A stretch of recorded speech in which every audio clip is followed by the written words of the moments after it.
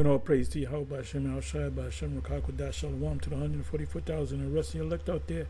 Shalom to you all. And I'm going to entitle this video Deuteronomy 28:48. The truth is closing in on these devils. So I pose the question in the form of a question to GPT.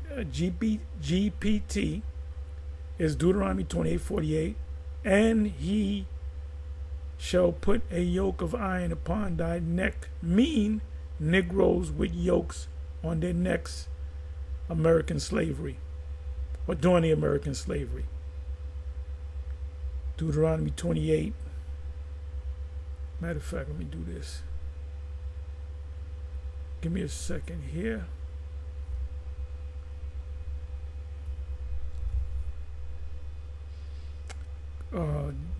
Let me see what I'm going to put down. Nations.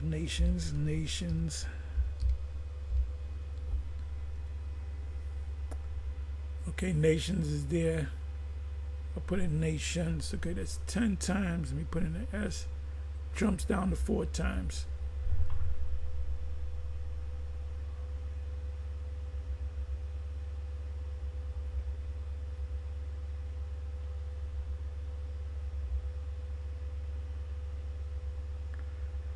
Okay, 37, and thou shalt become an astonishment, a proverb and byword among all nations, whither the Lord shall lead thee. Come down here. And among these nations, thou shalt... Okay, good.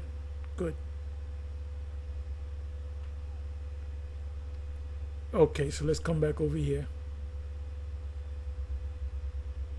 So it says... Deuteronomy 28:48, it says in the KJV, therefore shalt thou serve thine enemies, which the Lord Yahweh shall send against thee, in hunger and in thirst and in nakedness. In hunger meaning we got to eat, we got to go to this man. And that's any captivity, including the American slave, the chattel during the period of American chattel slavery, and even now, even though we're so-called emancipated, we got to go to this man's supermarket. We got to use his money. So if we got to eat, we got to get it from this man. We don't have farms. It says, and you're gonna. I'm going to why I put a word search on the word nations, and in thirst you got to drink. When you go, some of y'all drink Coca-Cola, Pepsi-Cola, some of y'all drink strong drink, brown juice, cognac, wine. Do you brothers, do you men out there, when the Passover come, you make your own wine? Do you have farms to grow your the sheep, the goats, and so on and so forth? No, so everything you get, you have to get it from this man. Right? So when you hunger, when you thirst, nakedness, clothes, the clothes that you get, your wife, they're not making the clothes that you wear every day. Your wife's not home. As back in the day, back in the turn of the century, before the turn of the century in America and around the world, a part of her duty, the duty of a wife, was she made clothes for the whole family. And it was the Rothschilds that said, no, you don't got to make clothes no more. We got stores where you can buy the clothes. They didn't even know they didn't even understand the concept of buying clothes. Every woman that's part of the, see, these women are bored and this, that, and other. If you had your wifely duties, you wouldn't be bored. If you had your wifely duties. It tells you that in Proverbs 31 about, I'm not going to go into it, somebody can put it up, about how she set up businesses because she'll make clothes for the family and then make clothes for other people. The scriptures speak about, when Zerubbabel spoke about the truth, the woman and wine, and the king and all that, he said in that account that does not your woman make the garments. So that cuts IUIC about them. You got to buy garments from them, and they're about train up the sisters. The sisters should all be seamstress, and they should make garments for the men. So that's a money thing with these niggas. It's a money thing. And so watch what Yahweh B'Shem Yahushua gonna do with the IUIC. He gonna turn them inside out, set them on fire. And then one of all things, everything that you get, whether you came up under the Babylonians, Assyrians, the Romans, the Moab, whatever captivity, the Egyptians. Remember in Numbers 11, if I'm not mistaken, you had the mixed multitude, which were other nations, not the sons and daughters of Israel. Captain Cesario clearly went off on that. The mixed multitudes were other nations that tagged along with the Israelites. And they were the ones that started complaining. And Israel started saying, yeah, we missed the food back in Egypt. So guess what? In hunger and in thirst and in nakedness. And in the one of all things that applied to Egyptian slavery, Assyrian slavery, Babylonian slavery, Roman captivity, and American slavery. So Deuteronomy chapter 28, Deuteronomy chapter 28 did not stop. Because they're saying, oh, as you read, it's going to say, oh, it has nothing to do with American Indians. But does not American so-called Negroes, American Negroes, when they worked out in the field, who fed them? Esau fed them. Who put clothes on their back? Esau did. The slave master did. Who gave them drink? Esau, the slave master, did. So we're still under the curses. Now you might say, no, the Jewish people are not under the curses. The Jewish people are under the curses. Because when the curses are over, every nation is going to bow down to these people, the Israelites. Every nation is not bowing down to these people over there in the Levant. So we're still under the curses. So when you read about a yoke of iron, when did that happen? That happened during chattel slavery. But these devils, this AI thing is set up to come against anything that we say. Because they even going to mention us, man. So fuck all these people that can't see this, including you 2/3. Who did a video where it says, do we curse the 2/3? You goddamn right we curse them niggas, man. When I put my curses up, I said curse the 2/3. Let them all drop dead. Die slow, nigga. Fuck these niggas, man. This verse is, and the other tribes too. Fuck you motherfuckers too. You praying to some goddamn white Jesus. Eating pork. Yo, fuck you niggas, man. This... and if you don't see you curse, I said, do me a favor. Do not watch my videos, man. Do not watch. I'm not going to watch the videos no more. You curse too much. Good riddance. And let the doorknob hit you where the good Lord split you, bitch. Tired of these motherfuckers, man. This verse is part of a larger section in Deuteronomy 28 where God, through Moses, which is a black man, lays out blessings for Israel's obedience and curses for disobedience. Verse 48 is one of the curses that would come upon the Israelites if they turn away from the Most High.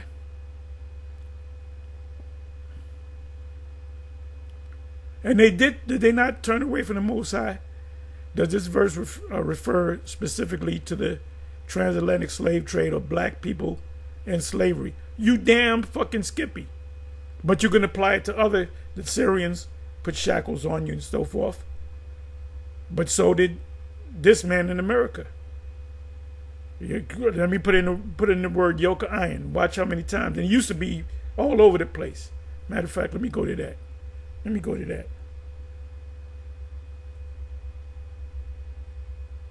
These missiles can't come quick enough. Yoke of iron. Let's see what comes up.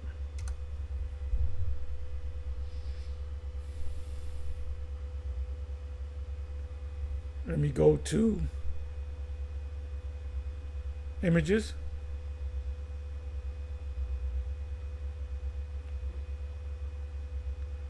Now, there used to be all kind of images of Jake. Now they put all this extra shit. But look at that. That's Jake. That's a yoke. That looks like wood. That's a yoke of iron.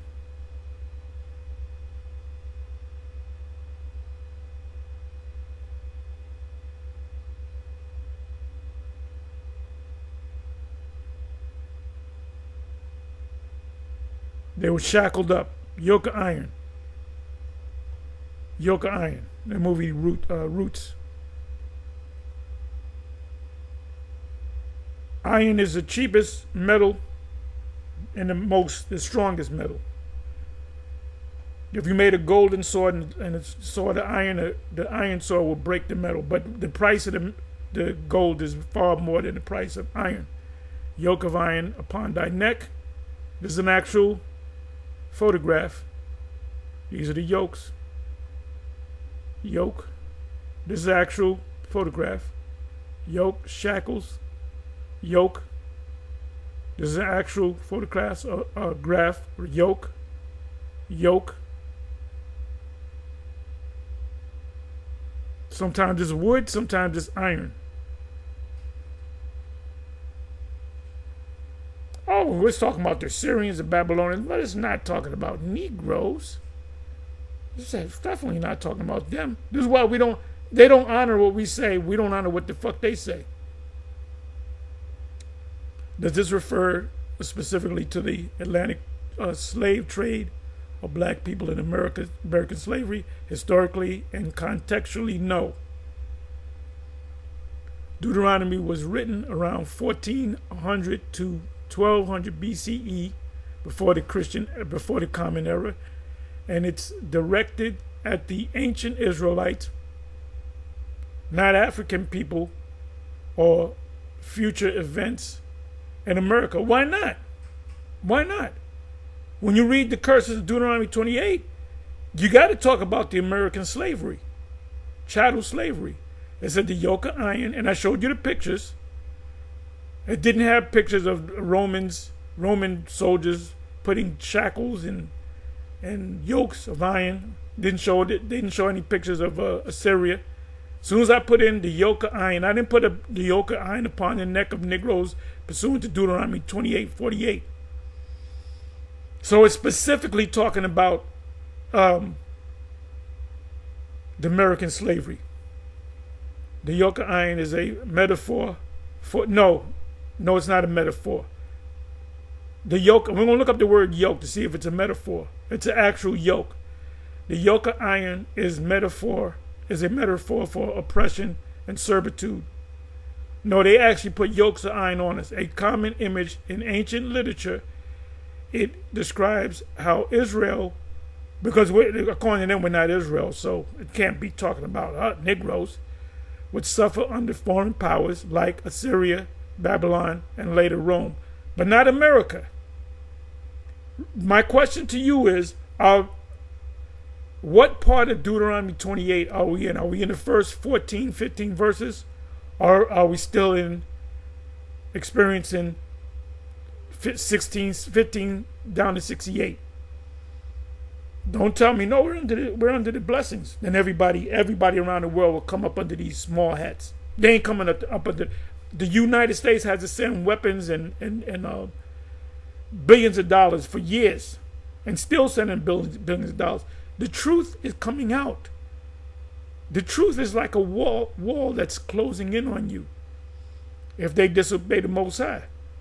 Biblical scholars agree, and we don't acknowledge these so-called biblical scholars agree that don't understand prophecy. Agree. This passage likely refers to military conquest and exile, such as the Babylonian captivity. Yeah, but when you took some people into exile or in captivity and conquered them, did not you put yokes of iron on them? And yes, that happened in the past, and it happened during the American slavery. They said, why do some people interpret this as referring to American slavery? Because these motherfuckers had yokes on their neck, man. Why? I'm gonna give you the why. I'm gonna give you the why, and it's not because we like you. Here it is, actual photograph, photograph, photograph, photograph. This is like this is not a photograph. This is a drawing of an actual event.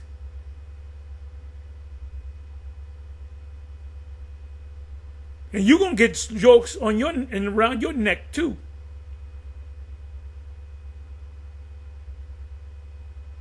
Look at that yoke.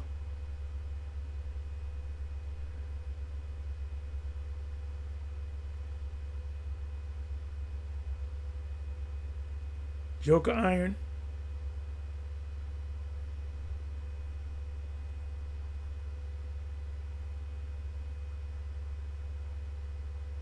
And yoke represents slavery, servitude, but it's a metaphor. No, it's actual yoke. We're gonna look up the word yoke. So look at these pictures well, because guess what? You're gonna be yoked up and choked up. Let me go to nations. Let's come back over here. Let's see. Let me do this. Okay, Deuteronomy 28, verse 37, and thou shalt become an astonishment, a proverb, and a byword among all nations, whither Yahweh shall lead thee. We were led into captivity by the Assyrians, by the Moabites, took us over for a time, I believe it was 17 years. Major captivities was the Assyrians, Babylonians, the Greeks, and the Romans, and America. How we went into slavery in America.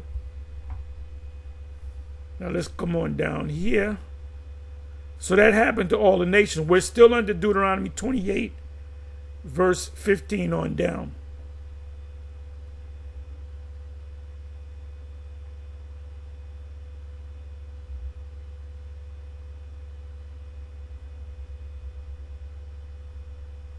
You're going to be scattered, and among these nations shalt thou find no ease. Neither shall thy soul or thy foot have rest, but Yahweh shall give thee there a trembling heart and a failing of eyes and a sorrow of mind. And that's, we working in the field, not getting paid. You act up, they whipped you, they killed you, they castrated you. They took your wives. They raped our wives. So get ready, Esau. Will you be able to take it? Will you be able to take this for 1,000 years? Because hey, I don't know. You better get with the G unit. You better get with them clowns. The two clowns. G money, because we ain't gonna be hard on them.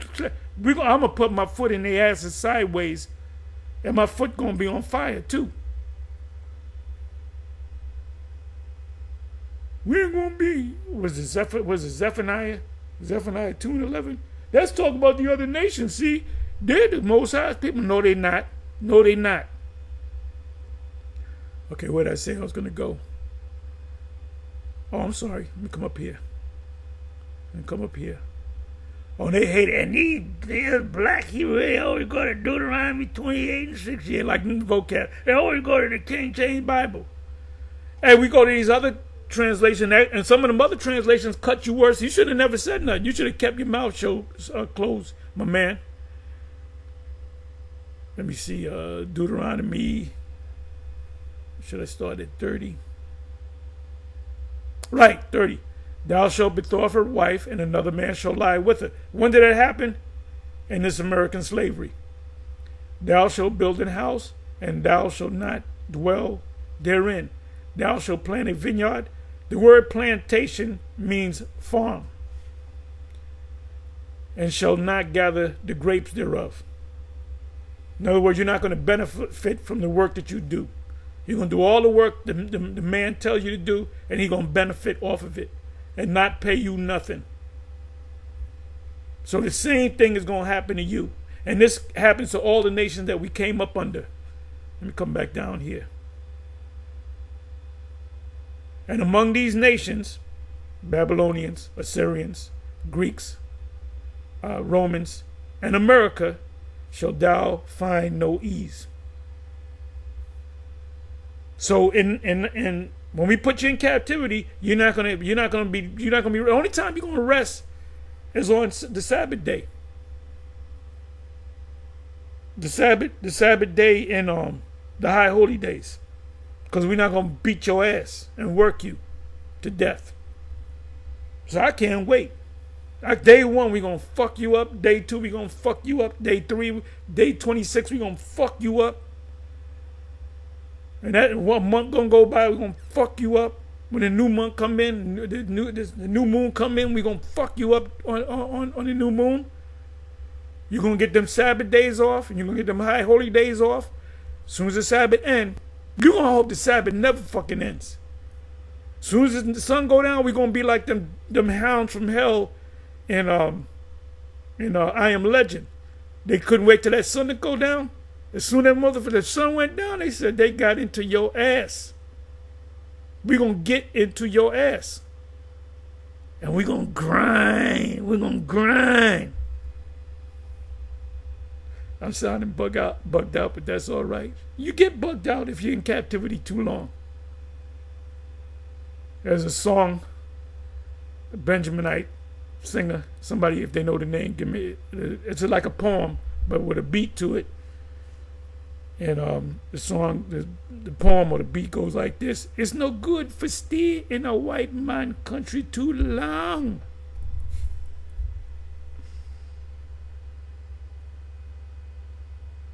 I think I used to hear it on BAI.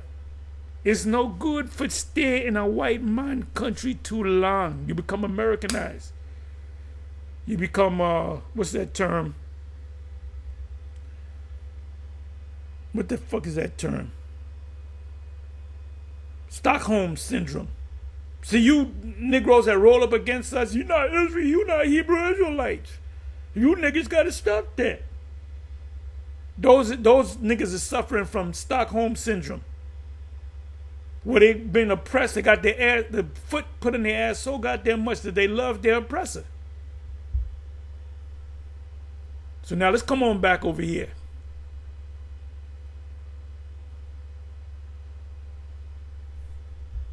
And like Tariq Nasheed says, how does he frame it? Because I'm the white man and I say so. And if the white man says it, it's got to be the truth. These scholars, they got together and said, no, it's not talking about Negroes. Well, we don't acknowledge you. We don't acknowledge you, scholars. It says this verse refers specifically to transatlantic slave trade or black people in American slavery. Yes, but it also represents the other times we were put into captivity and put shackles on us. The yoke of iron is a metaphor. No, it's not. Let's look up the yoke of iron. 48 verse.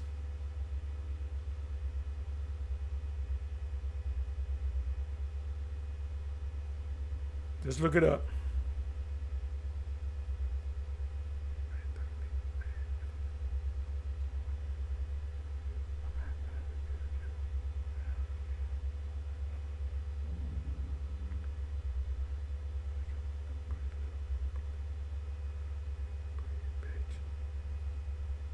Here we go.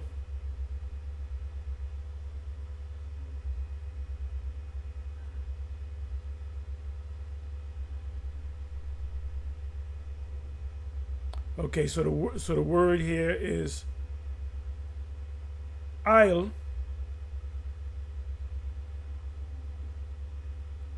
which literally means a yoke.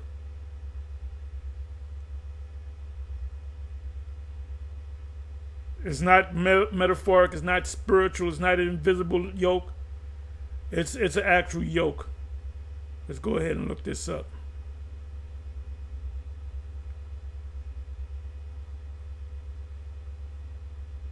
Right. This is Esau.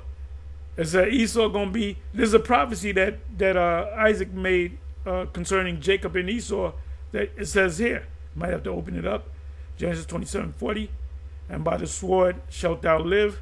In other words, is there not one blessing left for me, Father? Yes. You're gonna get a blessing, but you're gonna have to kill people and take their shit in order for you to be blessed.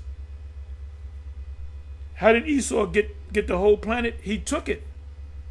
He got that sword from Yahushua and he used it. And shall serve thy brother Jacob, and it shall come to pass when thou shalt have the dominion that thou shalt break his yoke off of thy neck. It's metaphoric, but we had y'all yoked up. Yoke is a literal thing. It's not a metaphoric thing. It says yoke. Let me read this in the. Excuse me.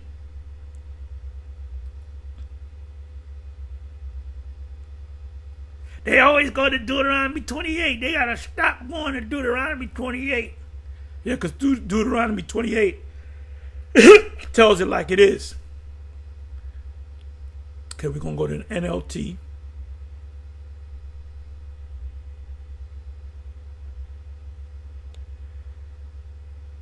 Genesis 27 verse 40. You will live by your sword, the weapon, the killing weapon, right? That was a blessing that Cain got. And you will serve your brother, which is Jacob. We are the servants of Jacob, the sons of Jacob. But when you decide to break free, you will shake his yoke from off your neck. So there was a point in time that they, matter of fact, you know what I'm gonna do? Let me do this. Let me just see what the hub got to say. The Bible hub.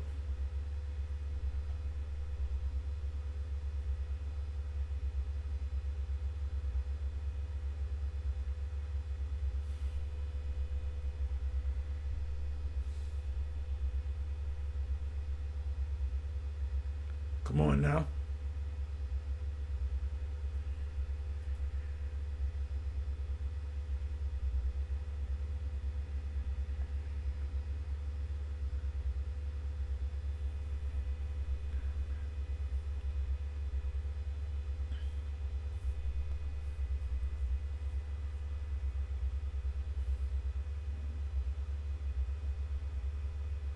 So you learned all these scriptures, but we're applying the scriptures right now.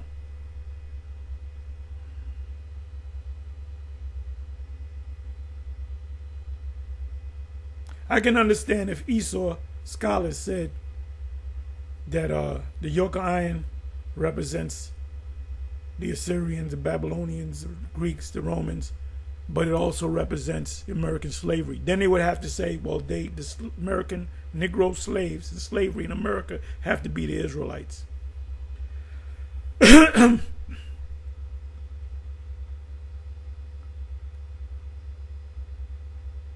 See, the truth is catching up with your lies, devil. So let's see what they say.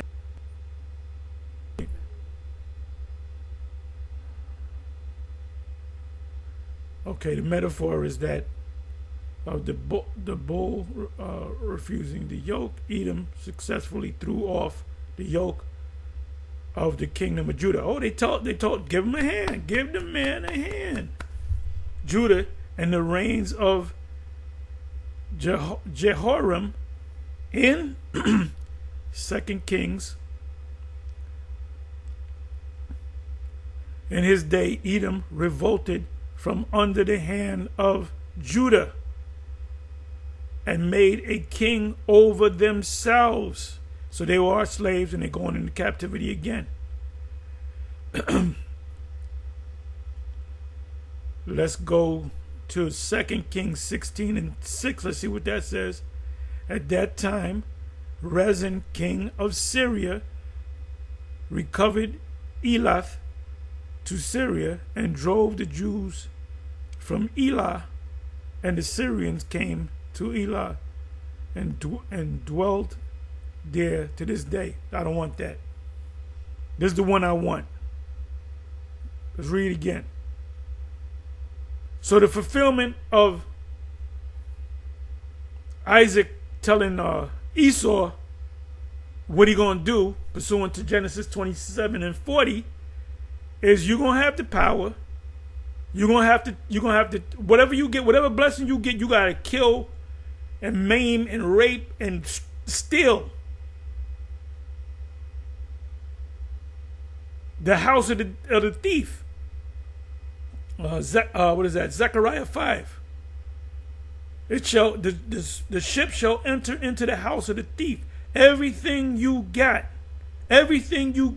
you stole. Anything you got out of the land of Mount Seir, you stole it. 2 Kings 8 and 20. I don't got to read the 22. In his day, the Edomites revolted from under the hand of Jehoiada and made a king over themselves. So even the Bible Hub knows what it's talking about. You know what I'm gonna do? That's 2 Kings 8 and 20. Let's see if any others say that. Let's see here.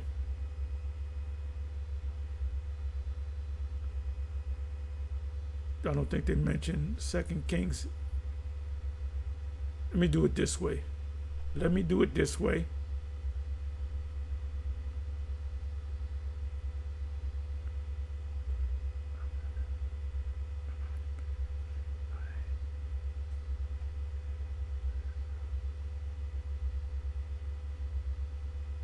Okay, let's do this.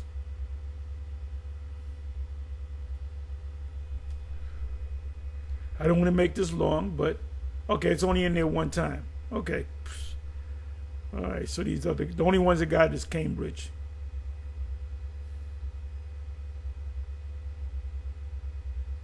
I might go to the chat just to see what the chat says.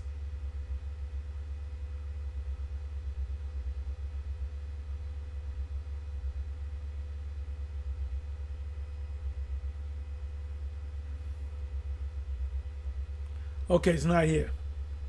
All right, so let's come on back.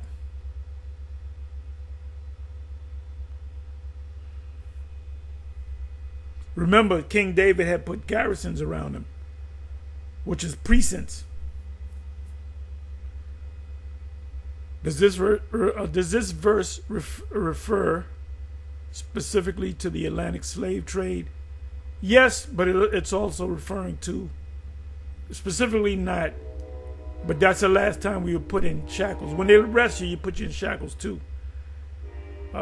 Slave trade of black people in American slavery, historically and contextually, no.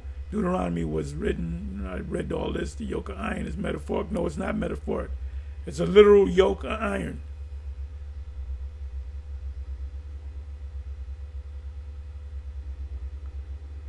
Almost there, hang tight. Why do some people interpret this as referring to America? Yeah, why is this never made any sense to me? These guys said that they came over here in cargo. They're saying that that's talking about slavery in America. Some groups, such as certain factions within the Hebrew Israelite movement, teach that the curses of Deuteronomy 28 are prophecies about the transatlantic slavery and other things, because it represented the Syrian captivity, the Babylonian captivity, the Greeks, and the Romans. When you go to Deuteronomy 28 and 50 on down, it goes into, that's talking about the siege. It goes into the history of the account of Rome 2,000 years ago. Slave trade, and see them as identifying markers for the descendants of Israelites. No, that can't be. You Negroes are not Israelites. Whom they believe are black. Can you imagine that? They believe that they're the people of Israel, whom they believe are black Americans and other people of African descent. They point to enslavement by enemies. That's in Deuteronomy 28. transportation in ships. That's verse 68. That's when we got over here in slave ships.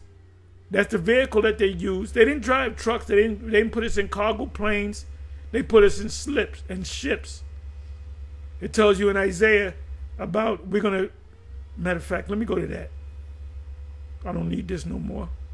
And I went through this the other day. I may even look it up in the Ball. I believe Ball is written in the scriptures in one time. He will surely violently turn and toss thee like a ball. Not a ball, but this talking about a ship.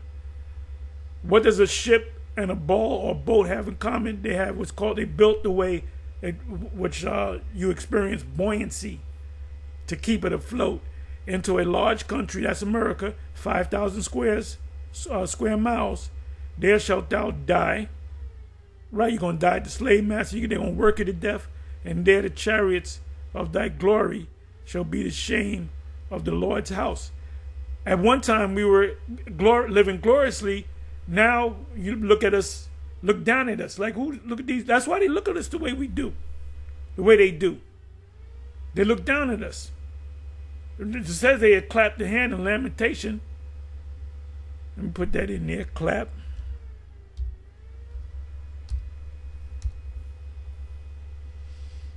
Shouldn't come up right 6 times. Good. Made it easy for me. This is good. Job 27 verse 23. Men shall clap their hands at him, at Israel, and shall hiss him out of his place. Our place was Israel, right? This is what I want. Lamentation 2 verse 15. All that pass by clap their hands at thee. They hiss and wag their heads at the daughter of, when you see daughter singular of Jerusalem, is talking about Israelite men, women, and children, saying, is this the city where a city is a people before it's a place? Jerusalem. Is this the city that men call the perfection of beauty? Because at one time we were of the perfection of beauty, the joy of the whole earth. We're going to be the joy of the whole earth. We're going to enjoy being the joy of the whole earth. All thy enemies have opened their mouth, the nations against thee. They hiss and gnash the teeth. They say, we have swallowed her up. Certainly, this is the day that we look for. We have found, we have seen it. So that will happen. This goes hand in hand with Revelation 11, right? They shall send gift to one another. So guess what? Their time is up. They're going to be sent back and forth in the slave. They're going to be put on auction and blocks and so forth. And that's when we're going to enjoy it. It's going to be a joyous time for us. This is beautiful, man. So you enjoy yourself, Esau. Enjoy yourself. Let's come back over here. They point out, the Israelites point out, enslavement by enemies. And the walls are closing in on this Epstein thing, you know, with Trump, whether he's on the list or not. He fighting tooth and nail.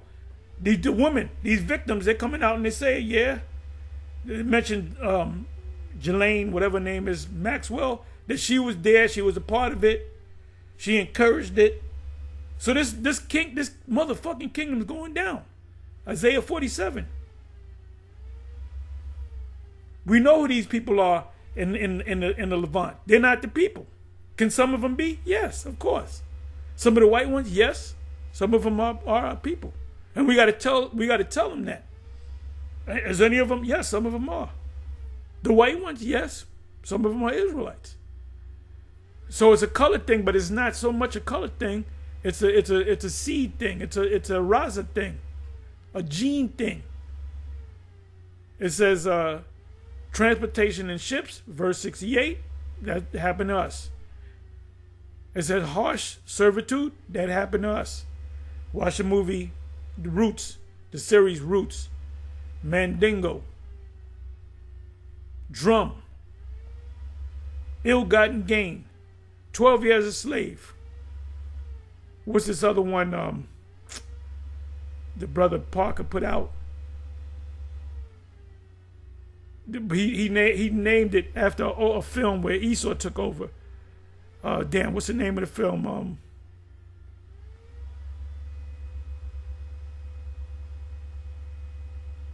I forget the name of the film. Somebody help me out. But he used the name from a movie that Esau put together. Damn. You know what I'm gonna do? Let me do this. Bear me for a minute. Why are you so preoccupied about this whole slavery thing? Because we want to put your motherfucking red ass into slavery too.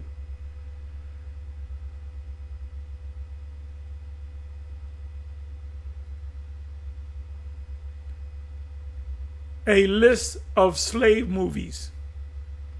A list of slave movies. Okay, I didn't see this one. Here it is, Birth of a Nation. This movie was the original Birth of a Nation was celebrating Esau taking over Jake. They had to kill Jake and put him in jail. And even the president, I don't know if that was Woodrow Wilson, he sat down at a theater and saw the movie. This movie, I didn't get a chance to see. Emancipation, I didn't get a chance to see it. It's a brutal movie, right? Got the trailer. Descendant, I never heard of this. Okay, there's another one. The North Star, never heard of that. Slavery. Give me a second here. I gotta open it up. 12 Years a Slave, I saw that when it came out. It only played in one movie in Manhattan. And the day it came out, I think it was on a Wednesday, I went with my wife to see it. I said, baby, you want to go see 12 Years? Nah. I said, okay. She said, wait a minute, let me put my clothes on. Because I said, I'll go by myself. And I remember I called Element 7D. We know him by Element. And I told him I was going to go see the movie, you know. Look at all these slave movies, man. Free State. I remember that movie. This movie I get a chance to see, but that was about them going in another, I never saw the movie, but it kind of went from modern days back into slavery. Django, slave movie. Glory, slave movie. Damn, there's a lot of slave movies. Oh, this one is on Netflix. How this system is a slave system for Jake. So you got a lot to pay for, you devils. Boy, there's a lot of slave movies, man. God damn.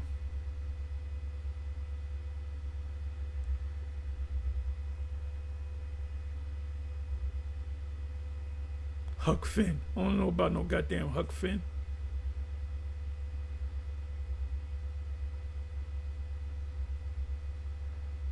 Let me do this here.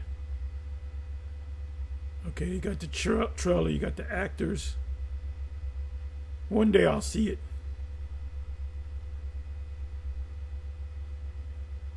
So, anyway. They got about 50 damn slave movies out. Let me do this.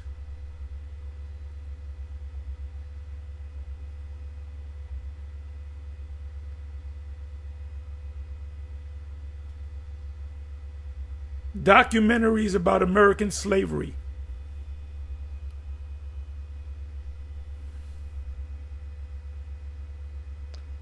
Okay, get better recommendations. Let me see. Let me do this. Bear me for a minute, y'all. That's Descendant. I haven't seen that. Let me see what's on Netflix. Copy. The hell happened? Let me do this. Come on back. And come back over here. Okay, here we go. Okay, wait a minute. Wait a minute. How did that happen?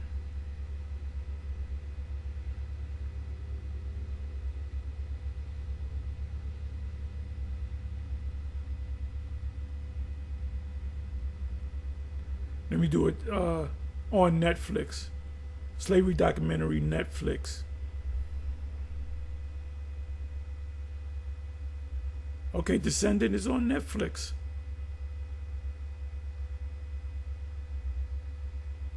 Okay, so I gotta watch that. Descendant. This is another one stamped. I can't see that beginning. Stamped from the beginning. I believe that's got to be Netflix. Yeah, Netflix. Okay. Alrighty then.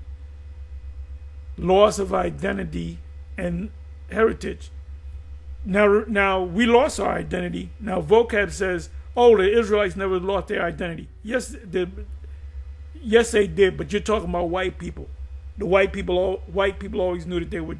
No, they would not, because they had to create a state. Then they had to create a people. They got it mostly from Poland and the Ukraine. I found out that this guy Netanyahu is supposed to be Polish, but I believe he's Ukrainian. Most of them leaders were Ukrainians, man. And Poland is the next door neighbor to Ukraine. Loss of identity and heritage. So what they had when they created the new state, 1948, they had to create a language. So if they always knew their heritage, wouldn't they still be speaking Hebrew? Why did Yitzhak Perlman? Why did he have to create a modern Hebrew? Because they wasn't speaking Hebrew. These interpretations are part of a modern theological claim, not mainstream Jewish or Christians. Not white people ain't with this. That's what that means. The walls of truth are closing in on you. Our number one weapon, and that's also in the scriptures. Paul said that, 2 Corinthians, 10 verse 4. The weapons of our warfare are not carnal. That's why that Jersey incident, they said, see them black Hebrew Israelites did that. The one guy. That you can't say we all did that. It's a scholarly view, which I don't respect these scholars. They're not scholars to me. Most biblical scholars and historians interpret Deuteronomy 28 within its ancient Near Eastern context. Well, if you open your mind, you would see that it also represents the American slave trade, written to ancient Israel before entering the Promised Land. Yoke of iron is symbolic language for oppressive rule. Nope. The word yoke in Deuteronomy 28:48, the word yoke is an actual yoke. It's not symbolic for anything. Assyrian captivity had yokes put on them. American captivity, they had yokes put on them. I showed you the pictures. Fulfilled in the exile and suffering under empires like Babylon and Rome and America and Assyria. Summary. Biblical context. Ancient Israel, not future Africans. They should have put it in all caps. Not future African slaves. Yes, we are the Israelites. The African slaves that was brought over here against their will to serve slavery, those are the Israelites. They were fulfilling prophecy. Yoke of iron, symbol of heavy oppression, not a literal reference to slave collars. Yes, it is. Yes, it is. Modern interpretation, some groups, it must be true because the white man said it. Some groups apply it to American slaves. What group? The Israelites, the one Westers. Not the more watered down Israelites. I'm talking about the one Westers. So we in good company with IUIC, IUCBK, all the one Westers. They teach you the real. That's why these Edomites, their focus is on former one Westers, not these other watered down Israelite groups like the IOG and the Yah Israelites. But this is not historically or theologically supported by mainstream biblical scholarship. That's code for white people. Would you like a comparison of this verse with historical records of slavery, or more on how different groups interpret Deuteronomy 28? No. Anyway, with that, I don't want to go long with this, but I guess I went a little long. With that, shalom, shalom, shalom. On to the next.